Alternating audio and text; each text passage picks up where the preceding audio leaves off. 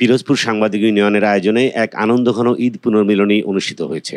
শনিবার সাংবাদিক ইউনিয়ন কার্যালয়ে অনুষ্ঠানের জেলার বিভিন্ন উপজেলা থেকে আসা গণমাধ্যম কর্মীদের স্বতঃস্ফূর্ত অংশগ্রহণে অনুষ্ঠানটি মিলন মেলায় পরিণত হয়।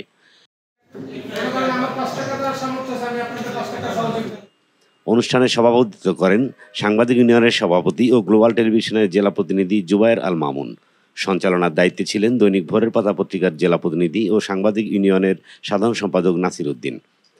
অনুষ্ঠানে সাংবাদিক ইউনিয়নের কার্যনির্বাহী কমিটির সদস্য ছাড়াও জেলায় কর্মরত বিভিন্ন গণমাধ্যমের প্রতিনিধিবৃন্দ উপস্থিত ছিলেন। অনুষ্ঠানে পিরোজপুরের পুলিশ সুপার খান মোহাম্মদ আবু নাসেরের পক্ষে সাংবাদিকদের মাঝে ঈদ শুভেচ্ছা উপহার বিতরণ করেন জেলা পুলিশের বিশেষ শাখার ভারপ্রাপ্ত কর্মকর্তা শরীফুল ইসলাম।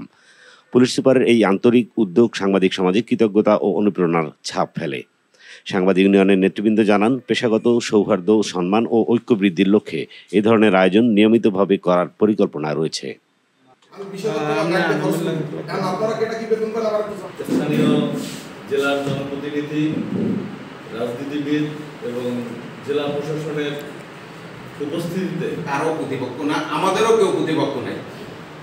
আমাদের প্রতিপক্ষ সেই যে দুর্নীতি করবে। এবং আপনাদের জন্য কিছু সামান্য উপহার, ঈদ উপহার তিনি নিয়ে এসেছেন। আমি সারা জেলায় আমার থানায় থানায় লোক আছে,